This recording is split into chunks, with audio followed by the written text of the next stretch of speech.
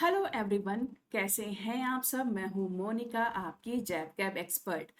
दोस्तों, आज के सेशन में हम एक नया टॉपिक आपके साथ डिस्कस करने वाले हैं और वो टॉपिक है कैपिटल स्ट्रक्चर।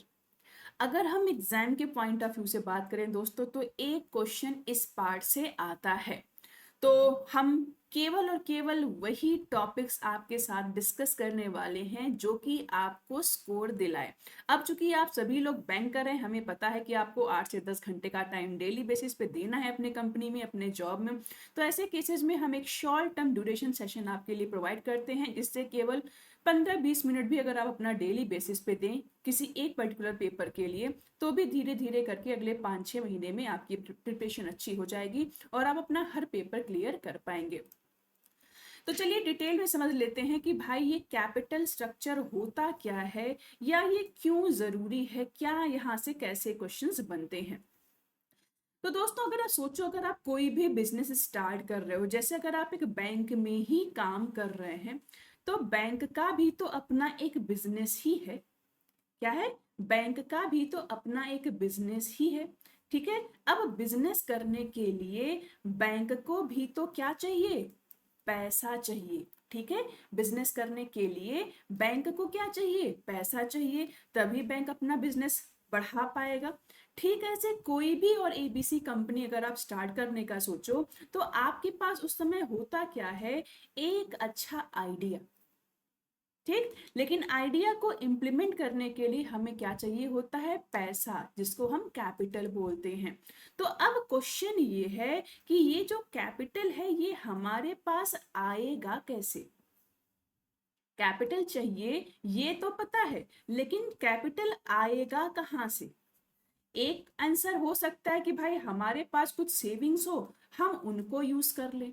बट बिजनेस में होता है रिस्क। हम गारंटी के साथ कह नहीं सकते हैं कि अगर हम आज अपना पैसा लगा दे बिजनेस में, तो कल को हमें एक डेफिनेट रिटर्न मिलेगा ही। तो इसके लिए सबसे सही ऑप्शन क्या होता है कि भाई हमें जो बिजनेस के लिए पैसा चाहिए वो हम बोरो कर लेते हैं। क्या करते हैं?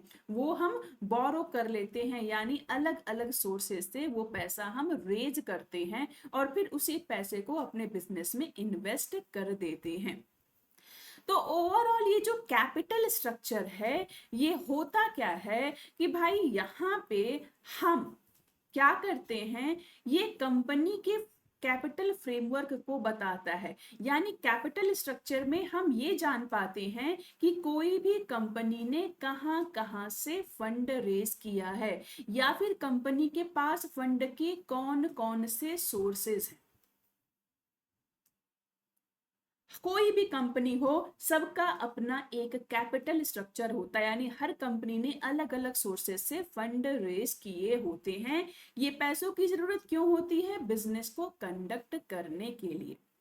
अब हमें पता है कि पैसा जो है वो किसी भी बिजनेस के लिए एक नेसेसरी कंपोनेंट है। जैसे ह्यूमन बॉडी के लिए ब्लड जरूरी होता है, ठीक वैसे बिजनेस के लिए मनी की रिक्वायरमेंट होती है, कैपिटल की रिक्वायरमेंट होती है। तो कैपिटल कहाँ कहाँ से हम ला सकते हैं? इसी के कॉम्बिनेशन को हम एक नाम दे देते हैं, that is capital structure. Capital structure में क्या क्या चीजें आएंगी, या कौन कौन से सोर्सेज हैं जहां से हम फंड रेज कर सकते हैं, अब इसके बाद हम इसको पढ़ने वाले हैं। ठीक। तो दोस्तों, कैपिटल स्ट्रक्चर के दो मेन सोर्सेज होते हैं। एक होता है ओनर्स कैपिटल, जिसको हम इक्विटी फिनेंसिंग भी बोलते हैं, और दूसरा होता है बोरोड कैपिटल, जिसे हम डेट फिनेंसिंग भी बोलते हैं। यानी मेजर तरीके से देखा जाए तो दो मेन सोर्सेज या कंपोनेंट होते हैं कैपिटल स्ट्रक्चर के, एक ओनर्स कैपिटल और दूसरा बोरोड कैपिटल। अब सॉरी, अब जब हम इसको थोड़ा सा और इलेबोरेट फॉर्म में पढ़ें, तो ओनर्स कैपिटल में तीन सबसेट हैं, तीन पार्ट हैं, इक्विटी शेयर, प्रेफरेंस शेयर और रिटेन्ड अर्निंग। ठीक वैसे बोरोड कैपिटल में भी दो कंपोनेंट है, डिबेंचर एंड टर्म लोन। यानी अगर हम थोड़ा वास्ट लेवल पे देखें तो ये 5 कंपोनेंट हम देख पा रहे हैं किसके, कैपिटल स्ट्रक्चर के। तो हम ऐसे भी तो बोल सकते हैं कि ये 5 सोर्सेज ऐसे हैं जहां से हमारी फंड की व्यवस्था हो सकती है। अब एक एक करके समझ लेते हैं, ये इक्विटी शेयर क्या है, प्रेफरेंस शेयर क्या है, रिटेन्ड अर्निंग क्या है। क्वेश्चन यहीं से आपके बनते हैं। अब इसके पहले आपको मैं ये बताऊं, आपको ये जानना जरूरी है कि ये जितने भी कंपोनेंट होंगे, चाहे डेट फिनेंसिंग आप करो चाहे इक्विटी फिनेंसिंग करो, ये सारे ही कंपोनेंट आपको कौन से अकाउंटिंग बुक या फिनेंशियल स्टेटमेंट में देखने को मिलेंगे? This is the balance sheet.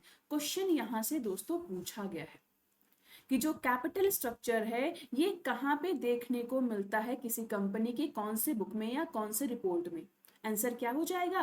Balance sheet में। और बैलेंस शीट में भी चूंकि दो साइड्स होते हैं, असेट और लायबिलिटी, तो लायबिलिटी साइड में हमें ये देखने को मिलता है। तो इस बेसिस पे हम ये भी तो कह सकते हैं कि भाई जो कैपिटल स्ट्रक्चर होता है एक्चुअल में ये डेट और इक्विटी का एक कॉम्बिनेशन होता है, या जिसे हम डेट इक्विटी मिक्स भी बोल सकते हैं। इन्हीं दोनों का एक मिक्सचर होता है कैपिटल स्ट्रक्चर। क्या यूज होता है? इसी पैसों से कंपनी अपना बिजनेस ऑपरेशन रन करती है और ग्रो करती है। ठीक, अब डिटेल में एक एक इनके कंपोनेंट को पढ़ लेते हैं। सबसे पहले ओनर्स कैपिटल में पहला पार्ट है इक्विटी शेयर।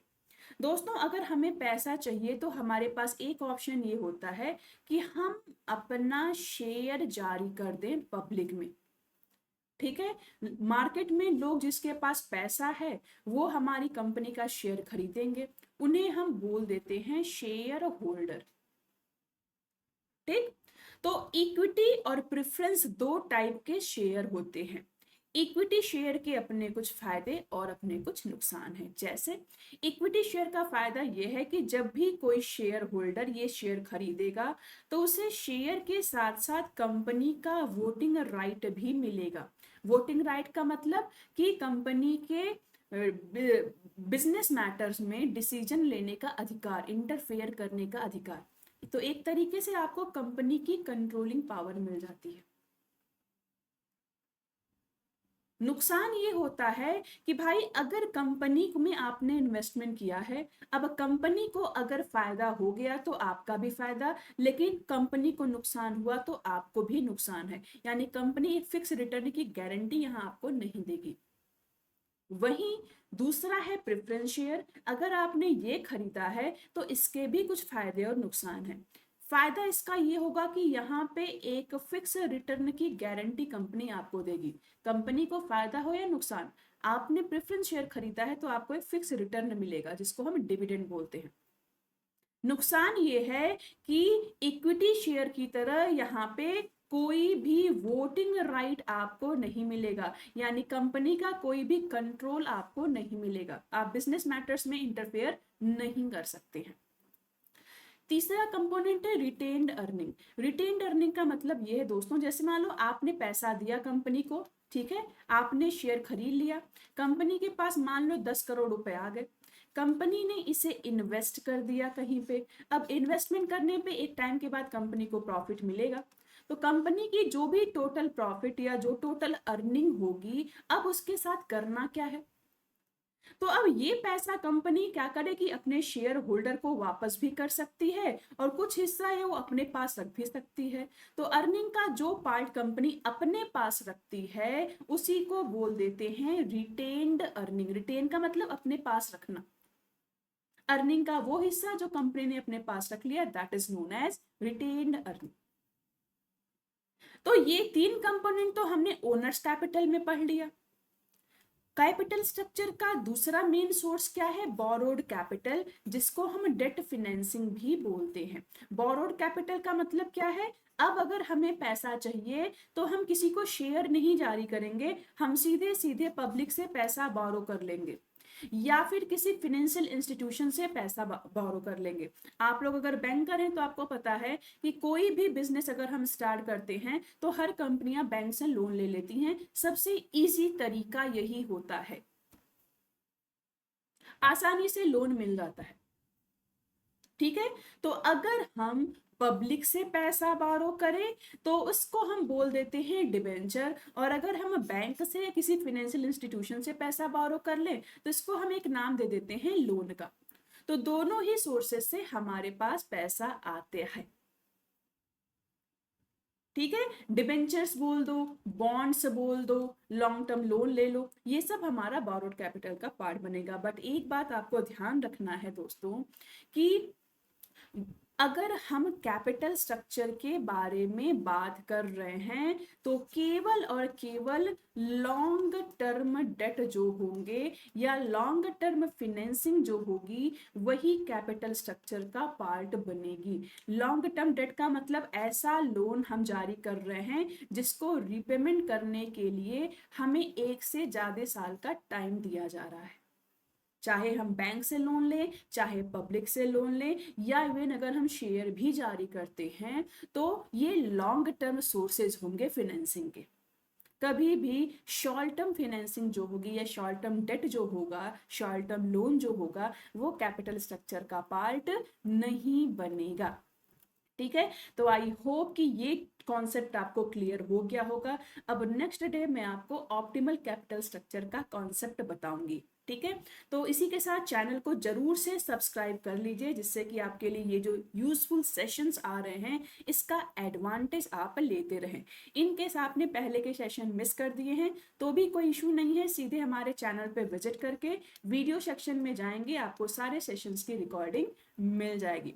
साथ ही साथ ये टेलीग्राम ग्रुप की ऑफिशियल आईडी है, आप सभी लोग इसको ज्वाइन कर लीजिए क्योंकि फ्री सेशन का पीडीएफ हम यहीं पे शेयर करते हैं। साथ ही साथ आपके कुछ भी डाउट है तो आप यहाँ पे भी डिस्कस कर सकते हैं, प्लस नीचे कमेंट सेक्शन में भी आप अपने डाउट्स को मेंशन कर सकते हैं। तो इसी के साथ सेशन पसंद आया हो तो लाइक जरूर करिएगा, और आपका अगर कोई बैंकर्स का ग्रुप है या बैंकिंग एस्पिरेंट्स का ग्रुप है तो उस ग्रुप में इन सेशन की लिंक भी शेयर जरूर से करिए जिससे आपके साथ साथ बाकी सारे एस्पिरेंट्स को भी बेनिफिट मिलता रहे।